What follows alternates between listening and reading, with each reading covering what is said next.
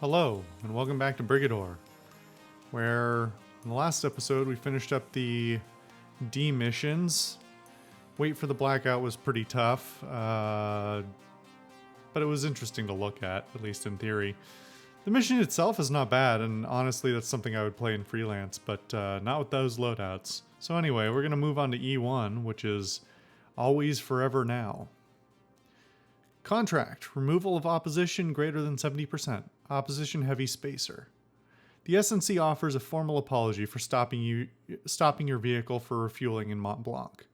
Rather than disused military facility, as described by our analysts, it is indeed an artillery live firing range, currently occupied by a spacer company determined to carve out a swath of Solo Nobre to claim as their own, and sell back to the highest bidder.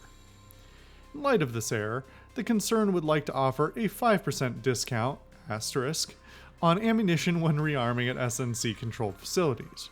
Remove the spacers on your way out of Mont Blanc. Asterisk. Some restrictions apply. Offer non-transferable and void after 3 hours. Neat.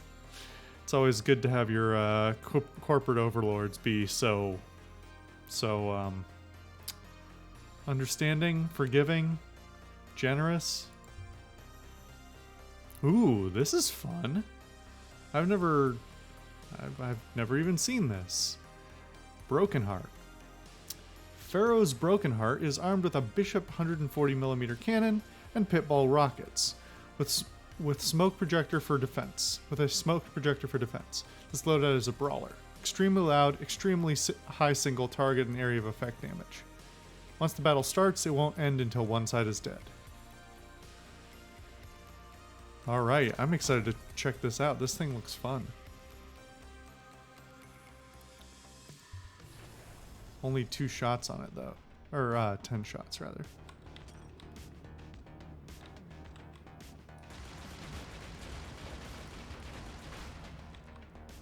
Are those suicide? Yeah, they are suicide things. Oh, God.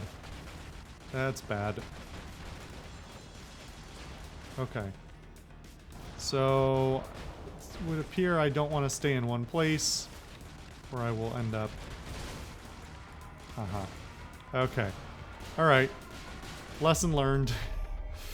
I was gonna not stay in one place, and the answer is instead, maybe stay in one place. Wait for the bombs to come to you first. Try not to shoot the big things that set off the alarms. Okay, that was a weird audio glitch there.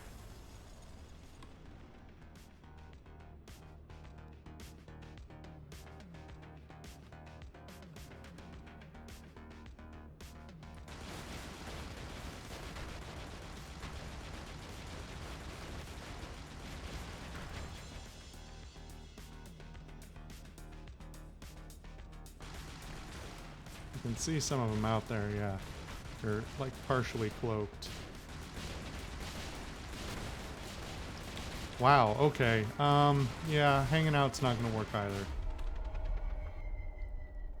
So I think I need to get to a corner and then run around. I don't think I'm gonna be able to do this without setting off the alarm. This is tricky. It's an interesting, different type of challenge, and I appreciate that. Oh, shit.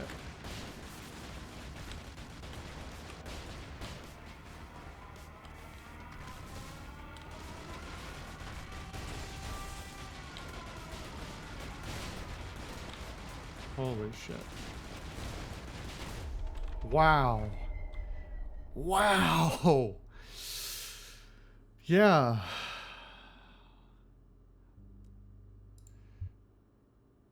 Yeah. Live artillery, live firing range, huh?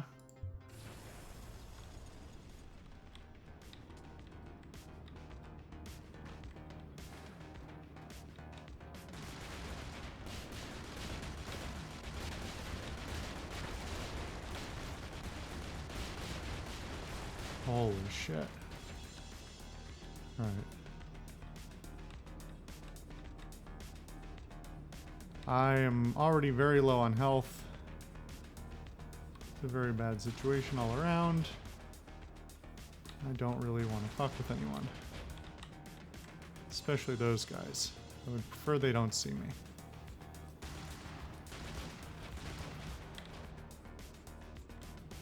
I would love to just...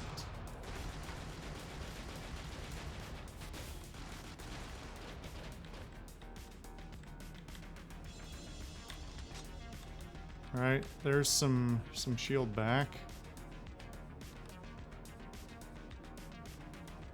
Alright. I'm gonna have to take this real slow and also turn down the music even more.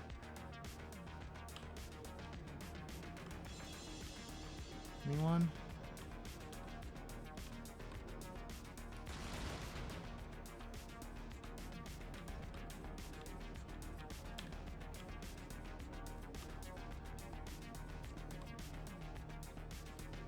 How many are there? It's 2 over there right now.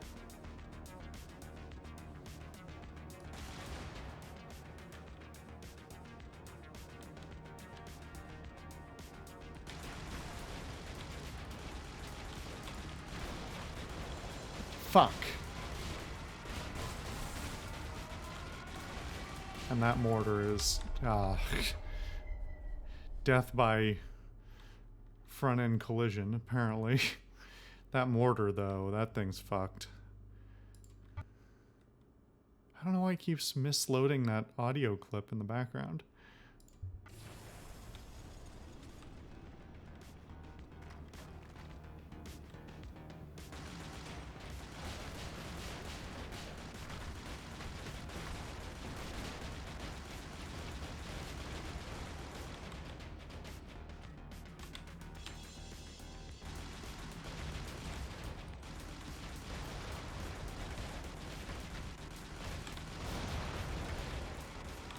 Ah, shit. Holy shit. That's real bad. It's real bad. I have no ammo left. Oh, man.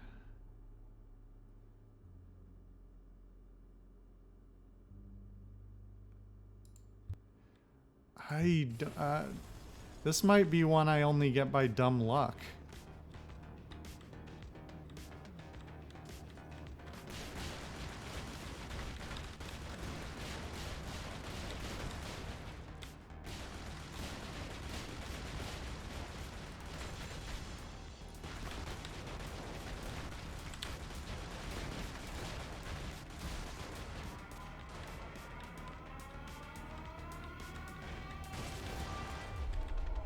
What even hit me? I sure wish it would give me a rundown of what I took damage from.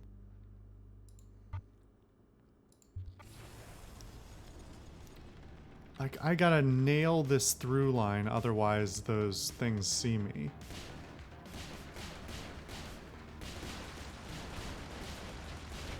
I would like for them not to see me.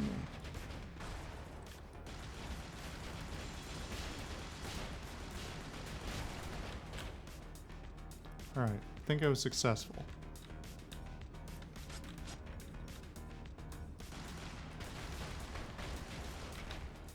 But man, those bombs are mean. Those tanks are meaner. And these guys are the meanest. Those guys are already alerted, so... Let me see if I can pick them off one at a time. Or at least a little closer to one at a time.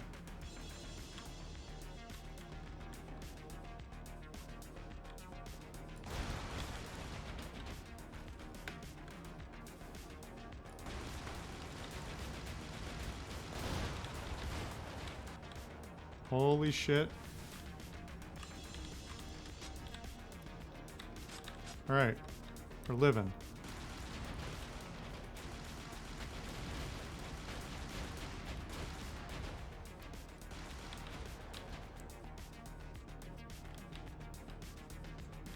Oh, I suppose I could be taking out the infrastructure, couldn't I?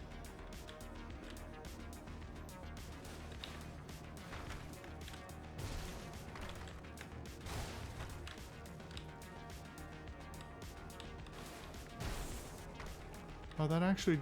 Did that do... No, that didn't do damage. Okay.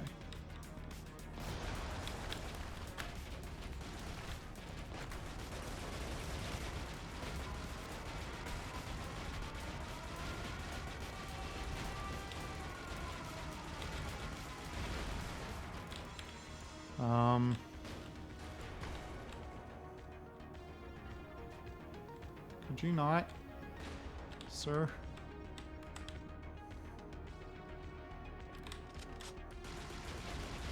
Wow, how did I miss all of that? You saw that. All those shots just went right through him.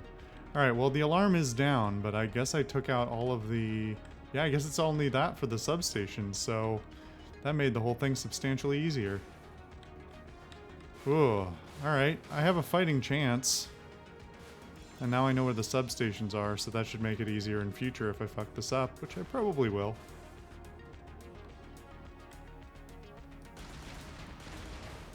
Fuck's sake.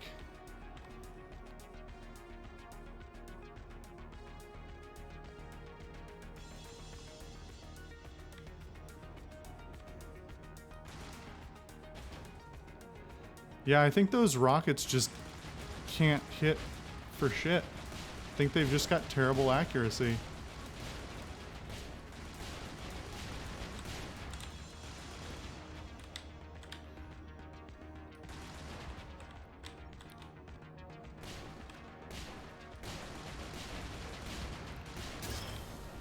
Wow. That was it, huh? Alright. You know what? Sold. Sold to the lowest bidder. That was a challenge. I do like this, this tank, though. It's not bad. It's a little squishy. Well, it's not squishy. This mission's just very difficult. Well. Huh. That was pretty good. Alright, let's, sorry, I'm trying to be better about this. Let's read some intel. Corvid mech. Heavy. Blackjack. Whoa. Someone on the Corvid stopped huffing gasoline long enough to bolt something together with a semblance of balance and symmetry? That'd make front page of the newspaper if it weren't illegal to write about or even mention the Corvids. The Blackjack is a pressurized transport container with even more armor on top and about 3 agravs worth of indirect vision systems slaved in to compensate for the fact that driving one feels like being strapped in a chair at the bottom of a well. Alright, you guys need to clean up this sentence. It's funny, but like, come on. Drivers can't tell if they're untouchable or if they're drowning. Better to be in one than on the receiving end of those double cannons, though. Moray. A rarity in Corvid tech, the Moray was built in a real research facility by real engineers with real degrees. The chassis is streamlined and fully enclosed, with one pilot lying prone inside and relying on an impressive host of sensor technology for steering. The Moray has been very effective in early trials. Expect to see more in the future. The legs, by the way, are scavenged Loyalist stock. This is still Corvid engineering, after all. Fat Shoe. Sort of an all-inclusive Corvid name for truck chassis on truck chassis on legs. Lots of people argue over where the name comes from, but it's generally accepted that Corvid engineering, if it can be called that, almost always puts a higher load on the power plant for mechs. That was a little confusing. Took me a second. That means fat shoes don't handle like Toros, despite a lot of shared components. Usually less maneuverable, less armor. This is really bad. Usually less maneuverable, less armor on a fat shoe, but more gun and more speed. Hell of a thing to see a fat shoe haul ass down the highway. Corvids race them like they race skates and basically everything else. Sweetheart, a rose by any other name. Sweethearts are one of the most restrained in the Corvette arsenal, by dint of being a cut-down Toro chassis brought back from the scrapyard, arguably with certain improvements on that venerable machine. That's also not a sentence. Come on, guys. Moving the cockpit off to the left makes for worse visibility. I mean a huge blind spot off to the right unless you're careful with your sensor sweeps to compensate. But the main hard point has been upped to a heavy.